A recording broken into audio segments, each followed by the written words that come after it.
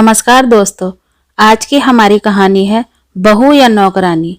एक दर्द भरी कहानी। पूरे 4 साल बाद हेमंत कनाडा से लौटा था। कनाडा में एक ब्यूटी प्रोडक्ट बनाने वाली कंपनी के लिए हेमंत काम करता था।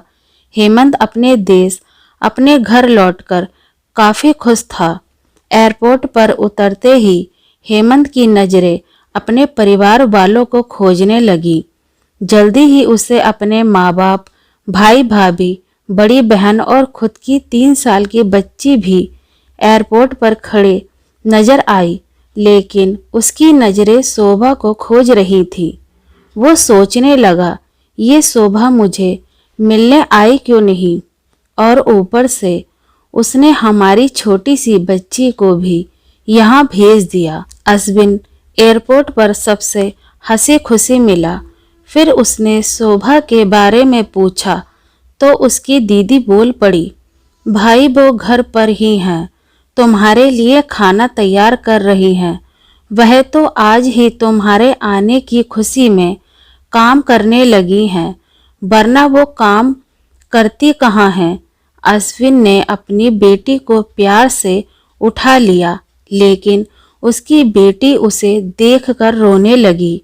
लाओ मुझे दे दो बच्ची को, वह तुम्हें काफ़ी दिनों बाद देख रही है ना, इसलिए पहचान नहीं पा रही है। कहते हुए दीदी ने बच्ची को अपने पास ले लिया।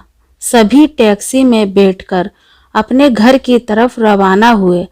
अश्विन अपने परिवार से मिलकर खुश था, लेकिन ये बात कि शोभा उसे एयरपोर्ट पर मिलने नहीं आई उसे काफ़ी परेशान कर रही थी।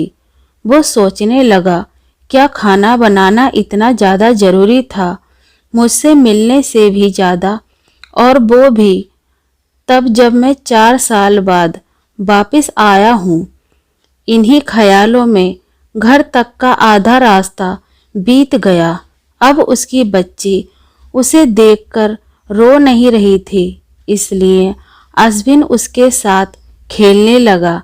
बाकी का आधा रास्ता भी खत्म हुआ और सब घर पहुंच गए। गाड़ी की आवाज़ सुन शोभा बालकनी में आकर खड़ी हो गई और अश्विन की तरफ देखने लगी। अश्विन भी जैसे ही गाड़ी से उतरा, उसने पहले दरवाजे की तरफ और बाद में बालकनी की तरफ नजरें घुमाई, जैसे वह शोभा को ही देखना चाहता हो। अश्विन की नजरें मिलते ही शोभा के चेहरे पर मुस्कान झलक पड़ी। अश्विन भी उसे देखकर हल्के से मुस्कुरा दिया। सभी घर के अंदर गए। शोभा सबके लिए पानी लेकर आई और सभी को पानी देने के बाद फिर से किचन में चली गई चाय बनाने के लिए। थोड़ी देर तक सभी परिवार वालों से बातें करने के बाद अश्विन शोभा को बुलाने लगा। माँ ने उसे बीच में टोकते हुए कहा, रहने दो उसे, किचन में थोड़ा काम कर लेने दो, बाद में अपने आप आ जाएगी। तुम बैठो यहाँ मेरे पास, वैसे भी कहाँ ज़्यादा काम करती है वह। अश्विन यही बात दूसरी बार शोभा के बारे में सुन रहा था। अब उसने सोचा कि मेरे परिवार वाले मुझसे झूठ थोड़ी बोलेंगे, हर दिन नहीं होता होगा। उसको इतना काम आज थोड़ा सा है, करने देते हैं, मैं बाद में उससे बात कर लूँगा। अश्विन अपने परिवार वालों से बातचीत में मग्न हो गया। एक के बाद एक रिश्तेदार और पड़ोसी अश्विन को मिलने आते रहे और शोभा को किचन से बाहर निकलने का समय ही नहीं मिला। सभी के लिए चाय बनाना, नाश्ता बनाना, यही करते करते शाम हो गई। शाम होते ही अकेली शोभा इस बड़े से परिवार का खाना बनाने में जुट गई। 2 घंटे बाद सभी परिवार वाले खाना खाने के लिए डाइनिंग टेबल पर बैठे थे, सिवाय शोभा के। अश्विन चाहता था कि शोभा भी उसके साथ बैठकर खाना खाए, लेकिन फिर माँ ने कहा, अगर वह भी खाना खाने बैठ जाएगी तो सबको परोसेगा कौन। सभी के खाना खाने के बाद शोभा ने अकेले खाना खाया। रात को सोने के वक्त अश्विन और शोभा अच्छे से मिल पाए। अश्विन शोभा के साथ काफी बातें करना चाहता था, लेकिन वह उसके चेहरे पर थकान और नींद अच्छे से देख सकता, इसलिए उसने शोभा को परेशान न करने का फैसला किया और उसे सोने दिया। शोभा सोने ही वाली थी कि उसकी छोटी सी बच्ची रोने लगी, तो शोभा तुरंत उठकर उसे दूध पिलाने के लिए चली गई। अश्विन कब सो गया उसे पता ही नहीं चला। जब सुबह बच्ची की रोने की आवाज आने लगी तो अश्विन उठा और शोभा को पुकारने लगा। जब शोभा पास नहीं दिखी तो उसने बच्ची को चुप कराया और फिर से सुला दिया। अश्विन बाद में शोभा को देखने लगा तो शोभा उसे फिर से किचन में मिली, जो सुबह सुबह ही जल्दी उठकर घर वालों के लिए चाय नाश्ते की तैयारी में लग गई थी। अब अश्विन सोचने लगा, माँ और दीदी तो कहती थी कि शोभा ज़्यादा काम नहीं करती, लेकिन जो मैं देख रहा हूँ वो तो कुछ और ही है। अश्विन अब सब समझ गया था, पर वो अपनी माँ को ऐसा नहीं बोल सकता था कि शोभा से ज़्यादा काम ना कराया करो। इसलिए अब उसने खुद ही शोभा की मदद करना शुरू कर दिया था। अश्विन के हाथ बांटने से शोभा को थोड़ा अच्छा लगने लगा था। पहले जहां उसका चेहरा थकान से उतरा रहता था, अब उस पर थोड़ी थोड़ी चमक आने लगी थी। अश्विन ने कुछ दिनों में ही यह महसूस कर लिया था कि शोभा अब वो शोभा नहीं रही थी जिसे अश्विन शादी करके लाया था। वो तो कोई और थी जो तोते की तरह बोलती थी, और ये शोभा तो बिल्कुल चुप है, गुमसुम है। ऐसा लगता है जैसे किसी के दबाव में हो, किसी डर की वजह से सहमी हुई हो। अश्विन शोभा को उसके काम में और ज़्यादा मदद करने लगा। अश्विन का ऐसा व्यवहार अब घर वालों को खटकने लगा। घर के सभी बड़ों और उसकी दीदी ने मिलकर के अश्विन को समझाया, तुम अपनी बीवी की मदद करते हो, उससे हमें कोई ऐतराज नहीं है, लेकिन तुम्हें भी एक हद तक ही ऐसा करना चाहिए। जब तक कोई तुम्हें ऐसा करता ना देख रहा हो तब तक सब ठीक है, लेकिन जब कोई तुम्हें बीवी के होते हुए बर्तन धोते देखे तो वो अच्छा थोड़ा ही लगता है। और सोचो, आगे चलकर शोभा को तुम्हारे हेल्प की आदत पड़ गई तो तुम्हारा काम में ध्यान लगाना मुश्किल हो जाएगा।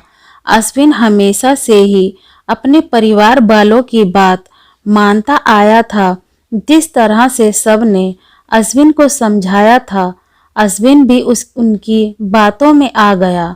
अब अश्विन शोभा की मदद करने से कतराता था। कभी कभार वह बच्ची के लिए दूध गर्म कर लिया करता, उससे ज़्यादा कुछ नहीं। घर वालों ने अश्विन को विदेश जाने से मना कर दिया और कहा कि यहीं पर कुछ काम कर लो। अश्विन ने अब घर से ही ब्यूटी प्रोडक्ट ऑनलाइन बेचना शुरू कर दिया। उसका परिवार भी बढ़ गया। अब उसे 2 बेटियां और एक बेटा था। दोनों बेटियां स्कूल जाने लगी थी, लेकिन बेटा अभी भी छोटा था। जितना अश्विन कमाता था उतना उसके लिए काफ़ी नहीं था।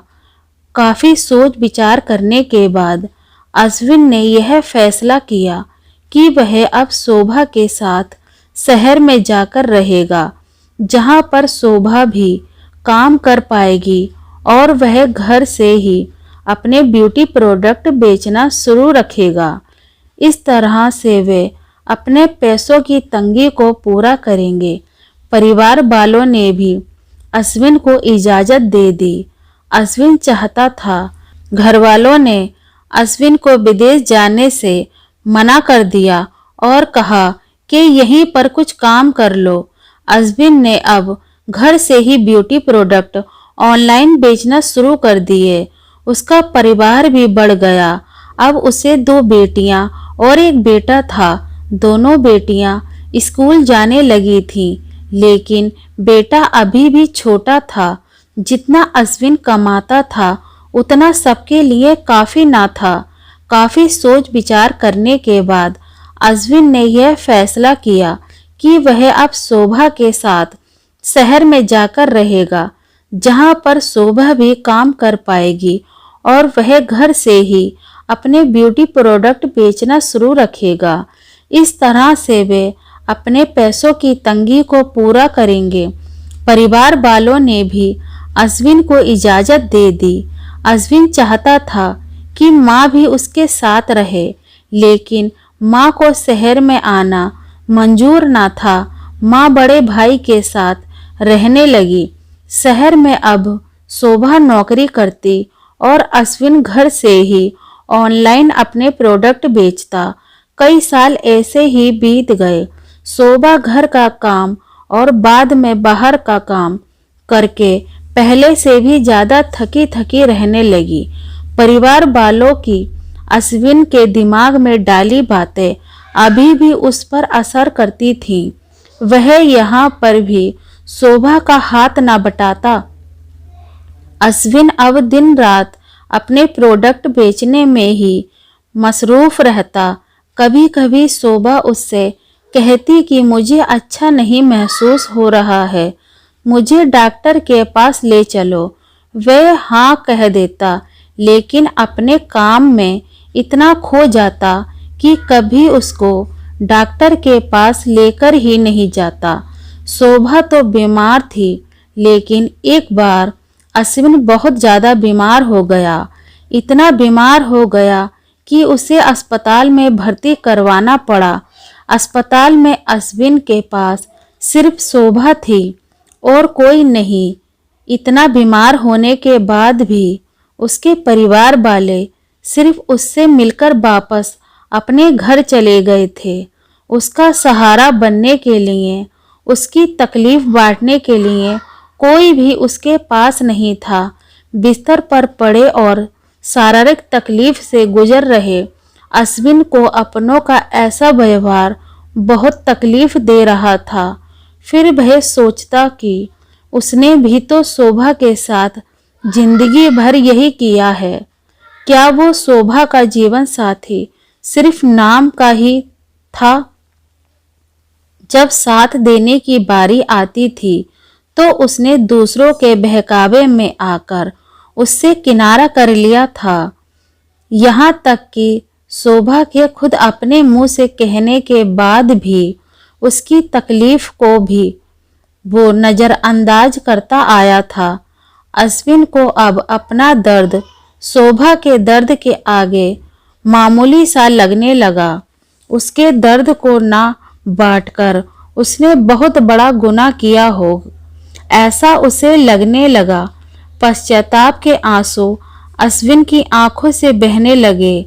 उसने अपनी सारी गलतियां और गुनाहों के लिए शोभा से माफ़ी मांगी।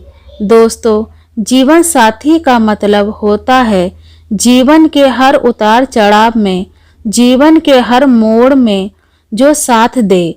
साथ होने और साथ देने में उतना ही फर्क होता है जितना सिर्फ वादा करने में और सचमुच वादा निभाने में होता है। दोस्तों, एक पत्नी की दर्द भरी कहानी पति के दृष्टिकोण से हमने बयां की है।